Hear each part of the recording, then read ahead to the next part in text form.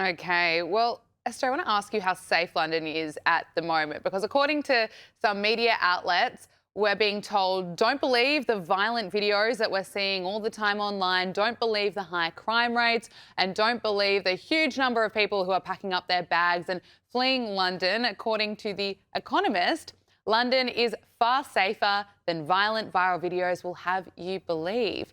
It's interesting being here in Sydney, Australia, reading that, and then at the same time also seeing news articles that people like Tom Cruise, they're packing up, they're fleeing London. Tom Cruise is leaving his London apartment reportedly just after a shop near him was robbed, Esther. Yes, I mean, what they're basically saying is close one eye and squint the other, and then put on sunglasses, and then you can pretend that London is what it is. I mean, other than from personal experience, having my friend's phone stolen on Oxford Street only a few months ago, seeing people literally being questioned by the police randomly as I was taking a walk with my friend in Knightsbridge because some armed robbers decided to smash up, I think it was a Chanel shop, and steal whatever they could get their hands on, and the police decided to question me because I look like an armed robber apparently.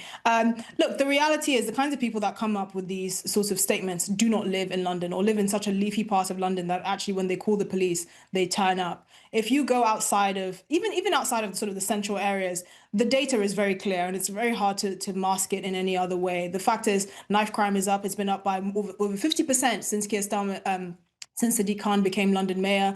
Phone thefts are through the Wow. roof to the point where the police are not even doing anything about it. They take a crime reference number for insurance purposes and then get you on your merry way. Sexual assault. I mean, there's, I believe, a rape every few hours in London, and that's something that the Metropolitan Police again can't talk away or try to say, oh, but it's not that bad, because rape is never that bad, or some sort of ridiculous excuse that they could come up with. The reality is London is deteriorating fast. The number of non-doms that you see leaving London isn't just because of the Chancellor's poor tax plans. It's because why would you, a wealthy person, live in a major city where you're not safe? You can't wear any of your luxury jewelry. A man was stabbed to death last year for his Rolex watch. A man and a father of two who just visited London with his children. I mean, where is the room to hide and to paint the picture as something that it's Yeah. not? So this is the kind of things that infuriates people because they just think that the electorate is so adrift from the people that are actually running the country, and these are the kinds of things that radicalize them.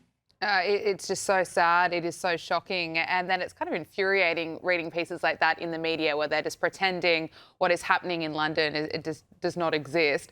I want to talk to you about Andrew Mountbatten Windsor and the Epstein files. Of course, the newly released Epstein files has just raised more questions around Andrew Mountbatten Windsor and his friendship with Jeffrey Epstein.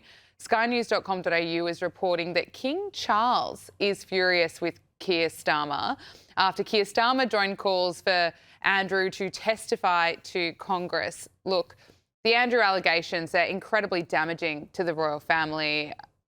They are. But Keir Starmer, I suppose he's really put in his place when you look at the pecking order of importance in the UK. Esther, what do you make of this story? I mean, he made a statement about Prince Andrew having to go to the US to testify before Congress, just as he was getting off a plane from China. So his excuse is that he's been insulated for the last 4 days. Remember his trip to China, this country that we should be having closer ties with, that he trusts so much. Him and his entire team had to take burner phones and Mm. laptops because they were scared of being spied upon. But he made this remark that infuriated the king off the cuff because he hadn't actually consulted the palace. And while the Buckingham Palace has tried to do what it can do to minimize the furore around Prince Andrew and his association, or the prince formerly known as Andrew, and his association with Jeffrey Epstein, this has been very much a coordinated effort between Buckingham Palace and number 10 Downing Street. And so for Keir Starmer to go off the record and say, Prince Andrew should go to the US to testify before Congress. Well, first of all, he can't be compelled to do so, which is actually what Keir Starmer said a few months before.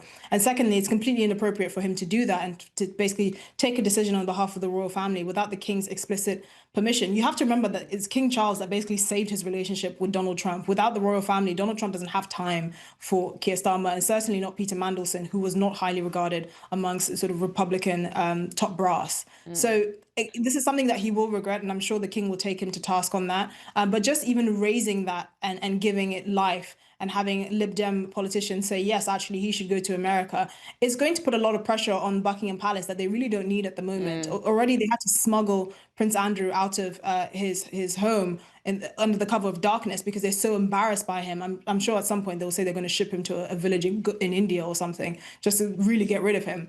But it's not helpful for the royal family to have these interventions by a prime minister who's basically a dead man walking.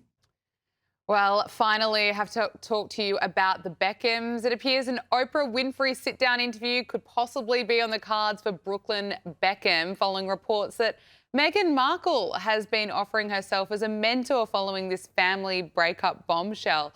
The 26-year-old has apparently been receiving support from the Duchess of Sussex since he posted on Instagram about his family and the breakdown. Esther, is this a good idea for Brooklyn Beckham to be getting advice from Meghan Markle?